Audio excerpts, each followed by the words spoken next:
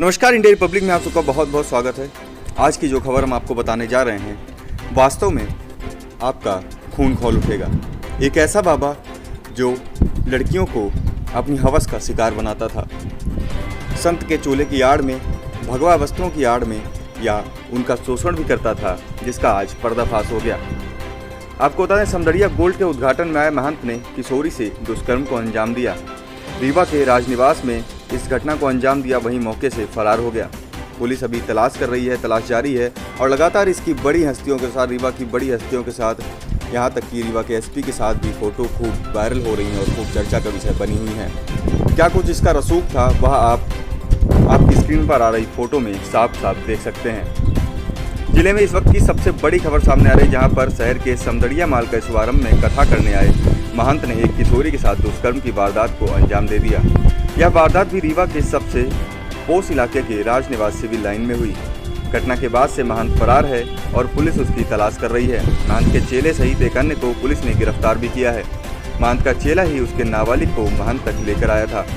जी हाँ, यह अब तक की सबसे बड़ी खबर है, जिससे एक महंत ने किशोरी के साथ इस वारदात को अंजाम दिया है। अब आइए आपको बता देते हैं कि पूरा मामला क्या था। जानकारी के मुताबिक समदड़िया माल के उद्घाटन में कथा करने आए महंत समर्थ त्रिपाठी उर्फ सीताराम महाराज ने दुष्कर्म की वारदात को अंजाम दिया। बताया जा रहा है कि जिले के विनोद पांडे नामक युवक ने किसी 15 वर्षीय किशोरी को सतना से बुलवाया था। जब वह रीवा आ गई तो उसे राजनिवास के समीप बुलवाया और अपने साथी को भेजकर राजनिवास बुलवाया। जब किशोरी आई तो उसे राजनिवास के रूम नंबर 4 में बुलाया गया, जहां विनोद सहित अन्य ने बैठकर बात की। कुछ ही देर में महंत सीताराम और उनके चेले भी आए, जिसने किशोरी का परिचय कराया और कुछ ही देर में वह शराबखोरी होने लगी, जिसमें किशोरी को भी शराब पिलाने का प्रयास किया गया। जब किशोरी ने मना किया तो बाकी लोग कमरे से बाहर चले गए और महंत और किशोरी बस कमरे में रह गए। जब वह निकले तो दरवाज़ा बाहर से बंद था और महंत ने भी कमरे की लाइट बंद कर रखी थी। पहले तो महंत किशोरी को मनाया, जब वह नहीं मानी तो उसका मुंह दबाकर जबरन दुष्कर्म को अंजाम दिया। दुष्कर्म के बाद किशोरी के फ़ोन से उसने कॉल किया और विनोद को बुलाया और उसे बाहर छोड़ने को कहा। आपको बता दें कि जब परिचित किशोरी से मिलते हैं तब यह जानकारी उनको लगती है। बताया गया कि विनोद पांडे का जो साथी किशोरी को छोड़ने गया था, जब उसने किशोरी को गाड़ी से उतारा तो किशोरी को जान पहचान के लोग मिल गए। वह उनके पास भाग गई। यह देख युवक वहां से भाग निकला। किशोरी ने परिचितों को बताया, फिर महिला पुलिस की अधिकारी को पूरी हकीकत बयां की, जिसके बाद जानकारी पुलिस को दी गई। पुलिस की सूचना मिलते ही पुलिस मौके पर पहुंच गई और विनोद पांडे को गिरफ्तार कर लिया है। वहीं महंत की तलाश जारी है। तो कुछ ऐसे ढोंगी बाबाओं के चक्कर में हमारा धर्म और हमारा सनातन धर्म बदनाम होता है। ऐसे लोगों से सावधान रहें और सतर्क रहें। आइए आपको अब सुनाते हैं कि इसमें अतिरिक्त पुलिस अधीक्षक की क्या कुछ कहना है और उनकी क्या राय है। ये सिविल लाइन थाने में हमारे थाना प्रभारी की सूचना मिली। आज की एक बच्ची है जो 18 साल से कम उम्र की है, उसको कल एक विनोद पांडे नाम का पुराना अपराधी भी है, आरोपी भी रहा है, उसके द्वारा उसको फ़ोन करके बताया गया कि तुम आ जाओ, तुम्हारा काम हो जाएगा। उस बच्ची का उस काम के सिलसिले में उसको किसी व्यक्ति ने विनोद पांडे से मिलवाया होगा, संपर्क कराया होगा, तो विनोद पांडे ने उसको फ़ोन करके बुलाया। उसके बाद बच्ची जब पहुंचती है तो वो बोलता है कि सैनिक स्कूल आ जाओ, आप सैनिक स्कूल किराए के पास आ जाओ। बच्ची सैनिक स्कूल किराए के पास पहुंचती है। उसके बाद वो किसी अपने एक साथी को भेजता है, जो एक गाड़ी से आता है, और वो साथी उस बच्ची को लेके सर्किट हाउस आता है, NXC 4 में, 4 नंबर में। वहाँ पर विनोद पांडे मिलता है उसको वहाँ, और वो बंदा जो लेके गया था वो 2 बंदे, वो बच्ची वहाँ बैठती है। थोड़ी देर वहाँ 2 व्यक्ति और आते हैं, जिसमें से एक व्यक्ति का नाम है समर्थ उर्फ सीताराम और दूसरा व्यक्ति उनका एक चेला था धीरेन। वो वहाँ पर बैठते हैं तीनों लोग, और जो बच्ची है उसको बिठा के रखते हैं।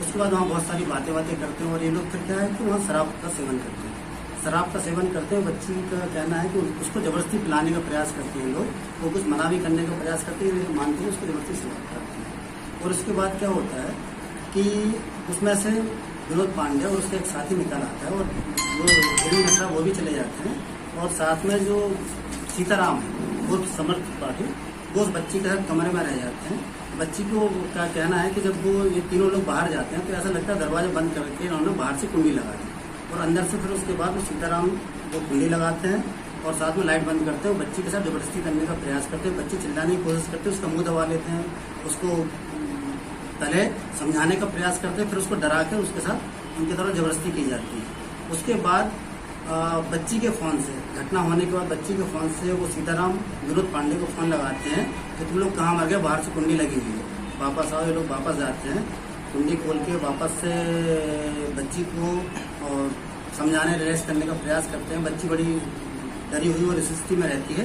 तो बच्ची के बाद फिर उसके बाद वो बाबा, वो जो सीताराम है, उनके द्वारा बोला जाता है कि आप बच्ची को छोड़े आओ होटल में।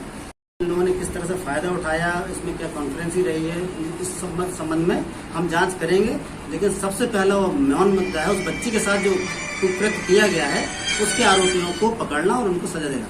सर, मामले में एक बड़े संत का नाम भी सामने आ रहा है। अभी उसके बारे में हम लोगों को तथ्य पूरी तरह से क्लियर नहीं है, जानकारी में कुछ तथ्य आए, हम लोग उसके बारे में जांच कर रहे हैं। सही, जो सीताराम है, ये महंत सीताराम, इनका बैनर भी लगा हुआ है, ये कथा करने आए थे। तो सर के कुछ बैनरों के बारे में हमको भी जानकारी मिली है कि ये कथा करते हैं और बैनर लगे हुए हैं, और अभी इनके बारे में पतासाजी की जा रही है और कि कहाँ है।